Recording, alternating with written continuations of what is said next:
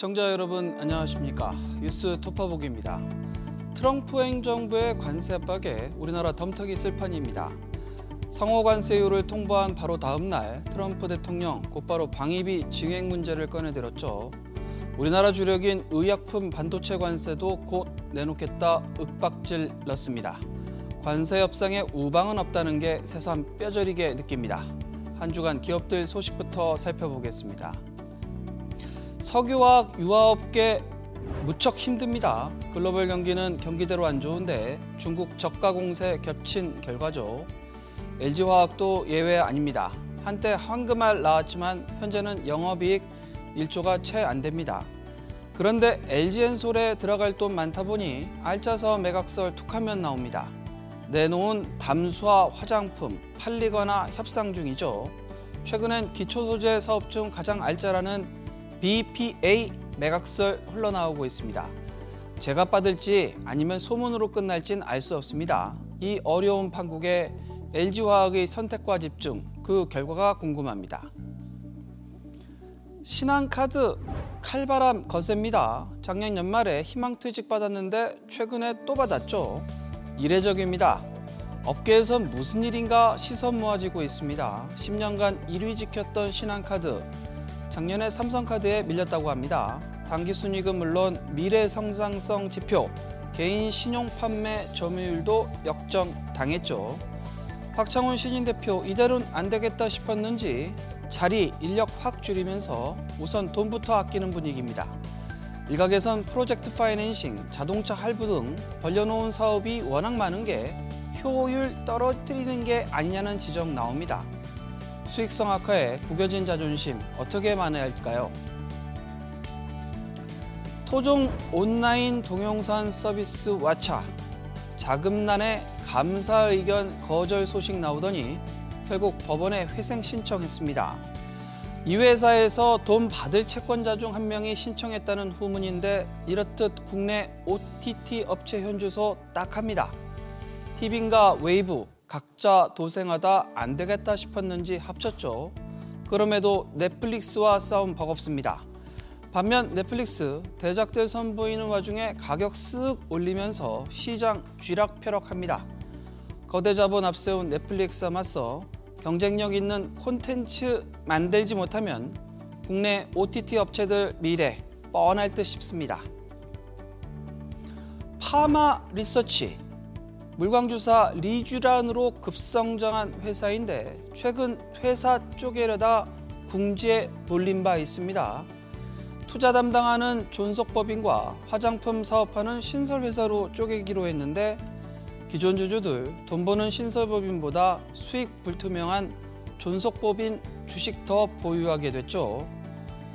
주주들 이건 아니다. 반발 커지면서 하루 만에 1조 시총 날라갔습니다. 때마침 국회 문턱 넘은 3법 개정안 취지에 역행한다는 분석 나오자 파마리서치 경영진 홍여 찍힐라 서둘러 철회 결정 내렸습니다. 주주 소통 없는 일방적 경영진 결정. 이젠 그런 시대 아닙니다. 뉴스토파 보기 이 시간에는 SK텔레콤의 위약금 문제 그리고 이후 벌어지고 있는 통신사 진흙탕 싸움을 산업일보 안지혜 기자와 이야기 나눠보겠습니다.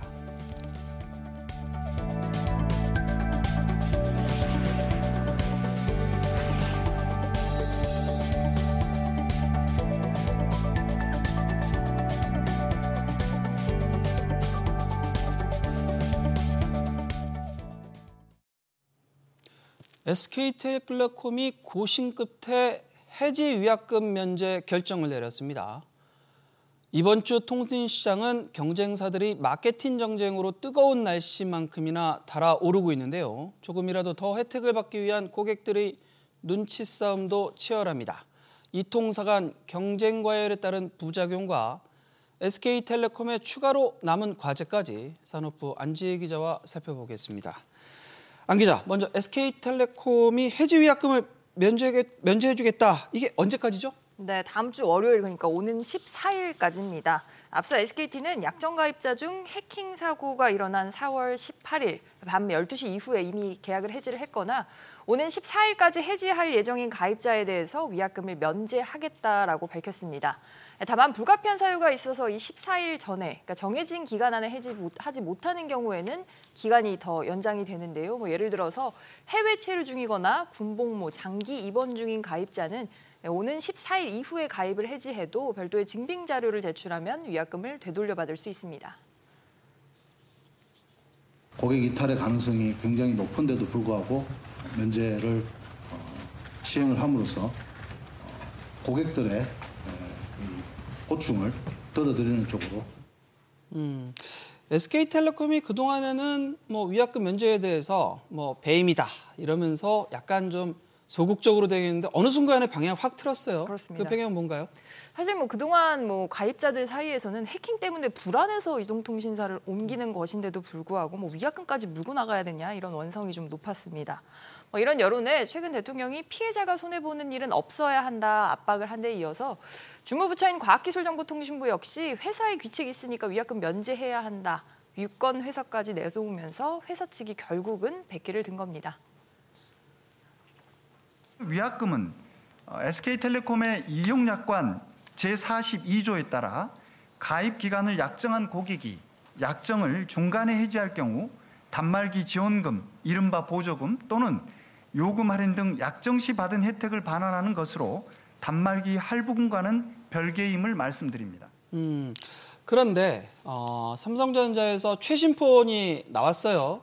갤럭시 신제품이 나왔는데 일단 해약 일정하고 좀 보면은 사전 예약이 15일, 그다음에 단통법 배지는 또 22일부터인데 SK텔레콤 고객 입장에서는 오는 14일 전에 위약금 면제받고 이게 통신사를 갈아야 할지 이런 고민이 좀 많은 것 같아요. 시점이 좀 공교롭습니다. 공교롭게도 이게 큰 보조금 장이 열리는 두 가지 이벤트 전에 위약금 면제 기간이 끝나니까 SKT 고객 입장에서는 선택을 해야 하는 그런 상황인데요. 때문에 일부 온라인 커뮤니티에서는 중립이동이라는 제도를 활용해서 15일 초단기 번호 이동까지 환승할 수 있다 이런 팁으로 돌고 있습니다. 우선 SKT에서 다른 통신사로 번호 이동을 한 후에 보름이 지나서 다시 SKT로 번호 이동을 하는 겁니다. 이렇게 하면 위약금 면제와 저렴한 새 휴대폰 구매는 물론 또 SKT 재가입을 모두 꾀할 수가 있습니다. 사실 법적으로는 무분별한 번호 이동을 막기 위해서 3개월 이내 재번호 이동은 금지가 돼 있습니다.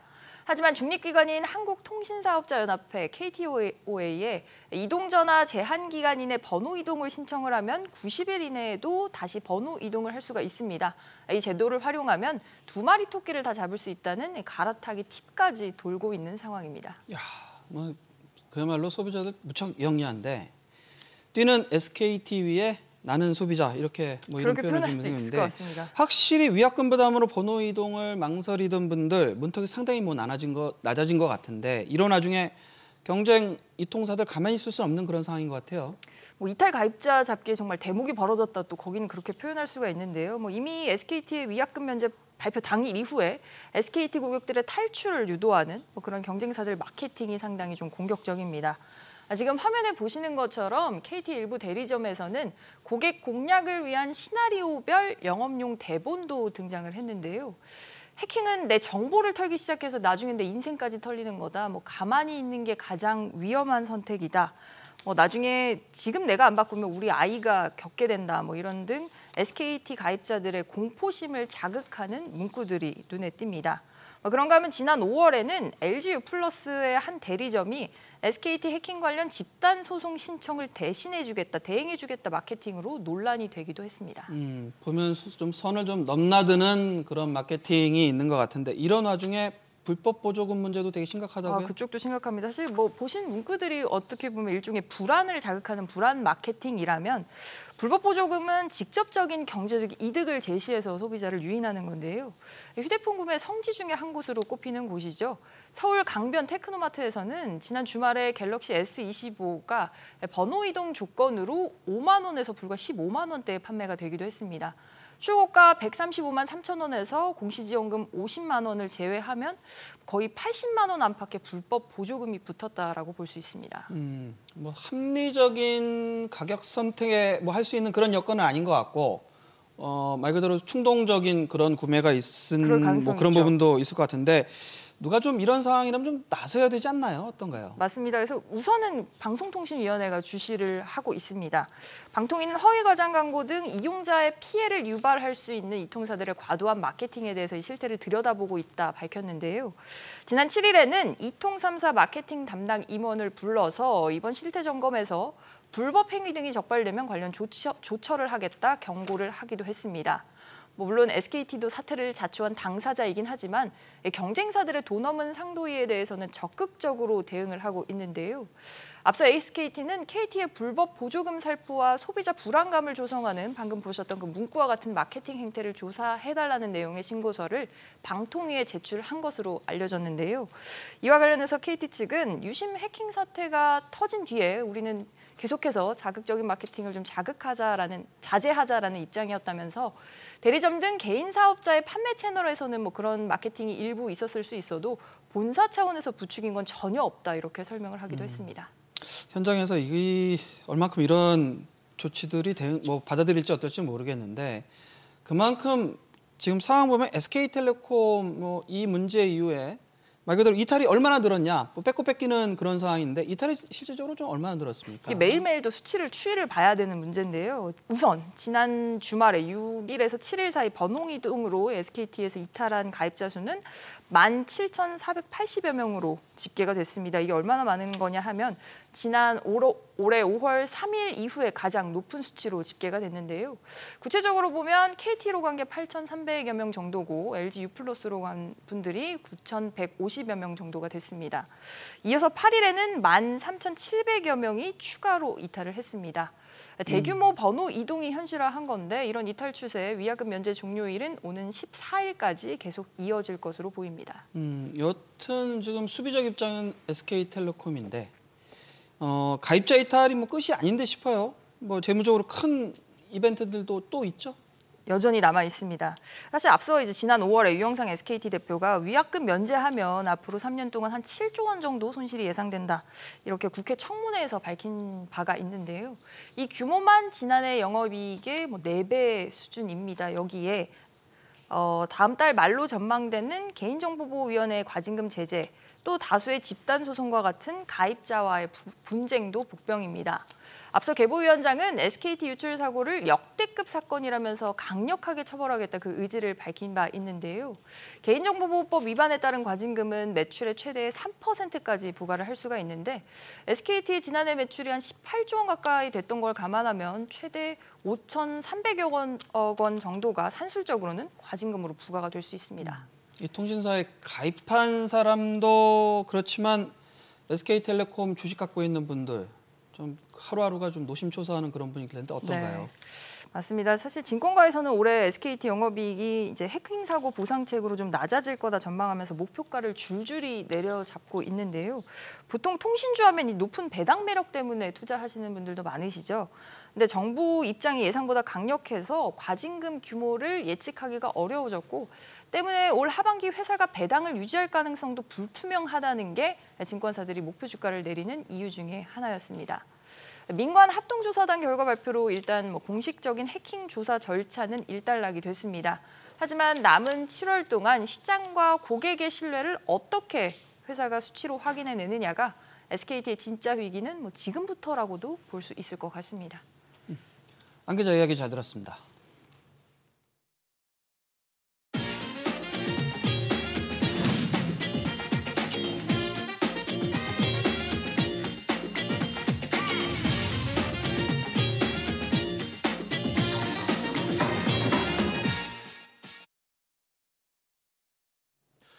이번 주 많이 본 경제 기사들 되짚어보는 시간입니다. 지난달 27일 발표됐던 전격적인 대출 규제 효과가 곳곳에서 나타나는 한 주였습니다. 이번 주에 많이 보신 기사들도 부동산과 연관된 것들이 많았는데 자, 먼저 월요일 기사 보겠습니다. 이제 전전 정부가 됐죠. 문재인 정부 시절에 시행됐던 사전 청약 제도가 여전히 잡음을 내고 있습니다. 본 청약이 곳곳에서 취소되면서 벌써 15번째 사례가 나왔다는 저희 단독 기사 많이 보셨는데 청약까지 3년을 기다렸던 당첨자들의 배신감과 막막함이 클 수밖에 없는 상황입니다. 먼저 기사 보고 오겠습니다. 세종 지편동에 위치한 4-2 생활권 H3블록 주택건설 사업인데요. 이달 2일 시행사인 금강주택이 사전 청약 당첨자들에게 사업이 취소됐다며 사전 공급 계약 취소를 통보한 것으로 확인됐습니다. 해당 아파트는 세종시에서 사전 청약을 처음으로 실시한 아파트였습니다. 앞서 해당 단지는 지난 2022년 7월 사전 청약을 통해 272가구의 입주자를 모집했고 최고 280대 1의 경쟁률을 기록한 바 있습니다. 당시 책정된 분양가는 평당 1,300만 원대로 84제곱미터 기준 4억 5천만 원 수준이었는데요. 이후 본청약은 지난해 4월에 실시할 예정이었지만 한 차례 연기된 이후 오는 9월에 실시될 계획이었습니다. LH 측은 시행사가 해당 부지에 대해 사업성이 없다고 판단해 중도금 이자를 납부하지 않아 채권단에서 LH로 기한 이익 상실 통보를 했다며 이달 말쯤 계약 해지 처리 예정이라고 밝혔습니다. 해당 시행사는 택지 계약 당시 72억 원의 계약금을 냈지만 이번 계약 해지로 해당 계약금을 LH로부터 몰취당하게 됩니다. 사전 청약 대조는 공공택지에서 공급하는 분양주택 공급 시기를 앞당기는 제도인데요. 앞서 국토부가 사전 청약 취소와 관련해 당첨자의 지위를 후속 사업장으로 승계하겠다는 방침을 밝힌 데 따라 해당 단지 내 사전 청약 당첨자들은 후속 사업장에서 당첨자 지위를 이어갈 수 있을 전망입니다. LH 측은 토지 재매각 공고를 통해 지위 승계 관련 내용을 안내할 것이라고 밝혔는데요. 하지만 후속 사업 일정이 불투명한 데다 분양가 상승이 예상되는 만큼 사전 청약 당첨자들의 실질적인 피해가 불가피할 전망입니다. SBS 비즈 박연신입니다. 현재까지 사업이 취소된 15개 단지는 모두 2022년에 사전 청약을 받았습니다. 사실 이 시기를 전후로 해서 부동산 시장을 둘러싼 혼란이 굉장히 컸었죠. 하나하나 좀 자세히 보면 가장 컸던 원자재 값 상승, 이게 분양가 상승을 불렀는데 공사비 상승의 경우에는 지금 파란색 그래프에서 보시는 것처럼 2021년부터 해서 전열 동월 대비 가파른 상승세를 이어갔습니다. 특히나 2021년 중후반대에는 10% 넘는 상승세를 꾸준히 이어갔고요. 그리고 주황색 그래프에서 보시는 기준금리도 2022년부터 상승세가 본격화되면서 2023년 1월에 3.5%로 정점을 찍었습니다. 그리고 이 사이에 터졌던 레고랜드 사태, PF 부실 이런 것들도 큰 이슈였죠. 사실 문재인 정부 초기에는 분양시장을 후분양으로 재편하고자 했었습니다. 관련해서 로드맵도 나왔었죠. 그런데 이 대책으로 집값 상승을 막지 못하자 공급에 대한 불안을 막겠다면서 도입했던 게 이명박 정부 시절에 썼던 사전 예약 카드였던 겁니다. 결국은 정반대가 됐죠. 이재명 정부의 집값 대책은 이제 막 첫 카드가 나왔습니다. 대통령이 맛보기라면서 더 강한 규제 가능성을 언급하기도 했죠. 규제가 시장을 이기지 못하면 지금 당장 억눌리는 것처럼 보이는 집값은 언제든지 튀어오를 수 있습니다. 그렇다면 그 뒤에 나올 추가 대책이 어떤 방식이 됐든 사전 청약처럼 국민의 미래를 저당 잡는 방식은 아니었으면 좋겠습니다. 다음 기사 보겠습니다. 물가 소식입니다. 곳곳에서 물가가, 특히 생활 물가가 오르면서 걱정이 이만저만이 아닙니다.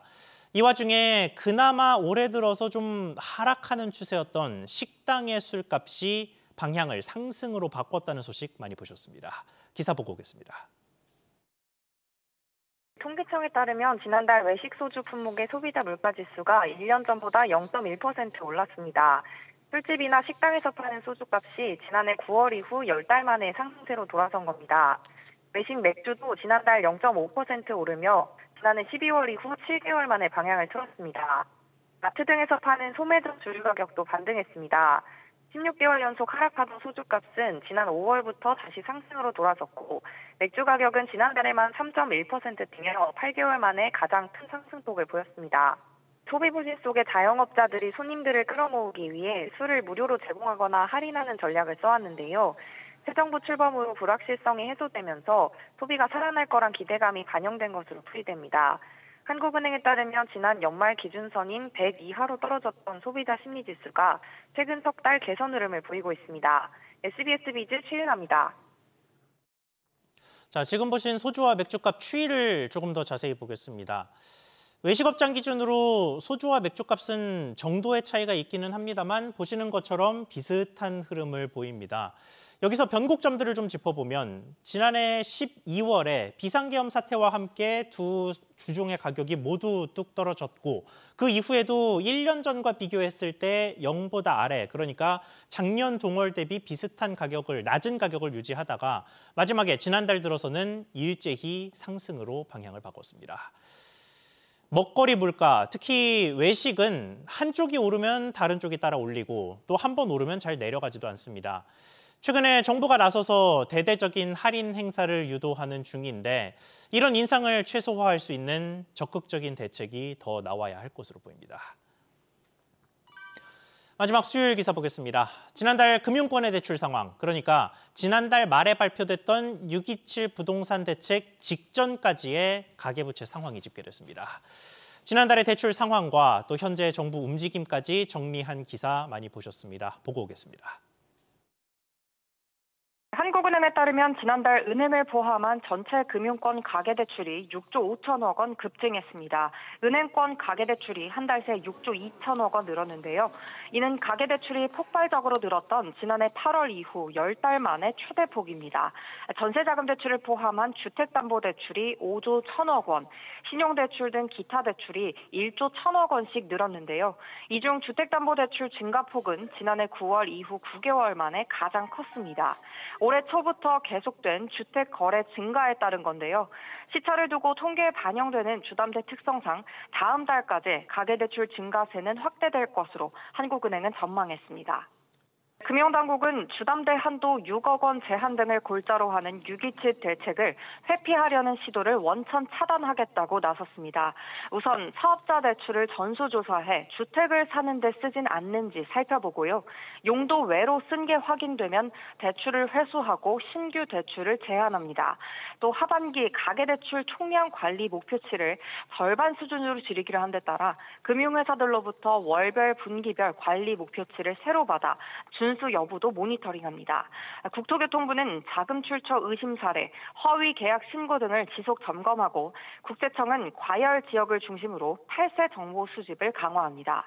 이번 대책으로도 가계부채가 잡히지 않으면 전세대출을 총부채 원리금 상환 비율, DSR 산정에 포함하고 주담대 위험 가중치를 조정하는 등 추가 규제도 도입될 전망입니다. 가계대출 총량이 줄면서 은행들은 기업 대출을 강화하는 등 수익 확보 전략을 다시 짜고 있습니다.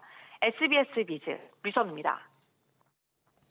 부동산 대책은 일단 초기 효과를 내고 있습니다. 서울 집값의 추이를 좀 보면요. 6월 들어서 꾸준히 상승폭을 키우다가 6월 중순 들어 0.4% 넘게 오르면서 정점을 찍었던 서울의 주간 아파트값 상승률은 이번 주 들어서는 0.3% 아래까지 떨어졌습니다. 특히 강남 3구가 포함된 동남권만 따로 봤을 때는 역시 같은 시기에 0.82%로 정점을 찍은 뒤 지금은 0.37% 상승세까지 둔화가 됐습니다. 다만 이른바 마용성으로 묶이고 있는 마포는 0.6%, 용산 0.37%, 성동 0.7% 등으로 둔화 추세 자체는 서울 전체와 함께 했지만 여전히 높은 상승세 보였습니다. 여기서 둔화 추세가 더 이어지면서 결국은 집값이 안정 수순으로 넘어갈지 아니면 다시 다른 상승 재료가 등장할지 추이를 잘 지켜봐야 하는 시점입니다. 지금까지 이번 주 많이 본 경제 기사들 살펴봤습니다.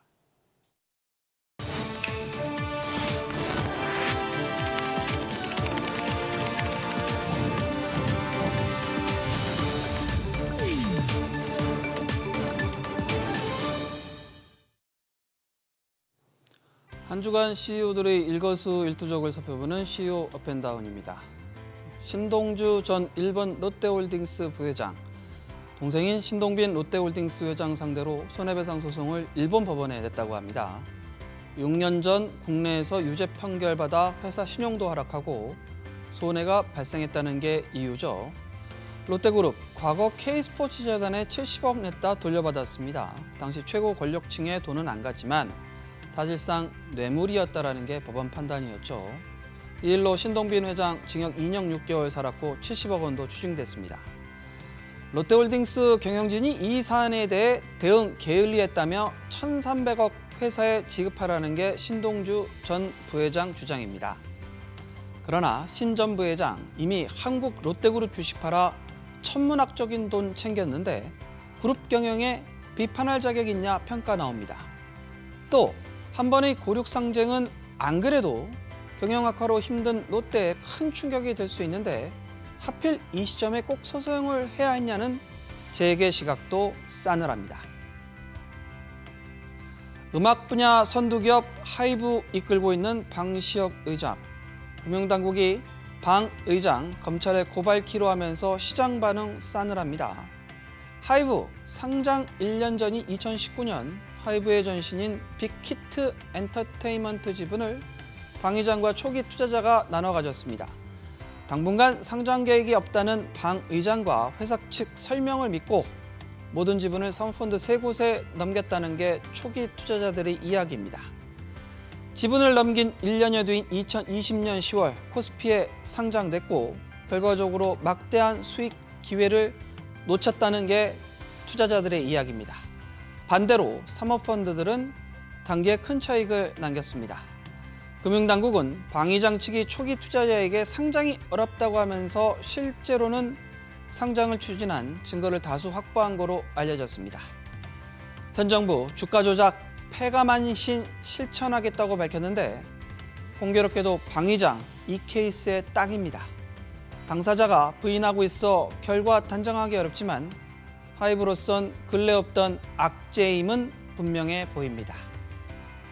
저희가 준비한 소식은 여기까지입니다. 시청해 주셔서 감사합니다.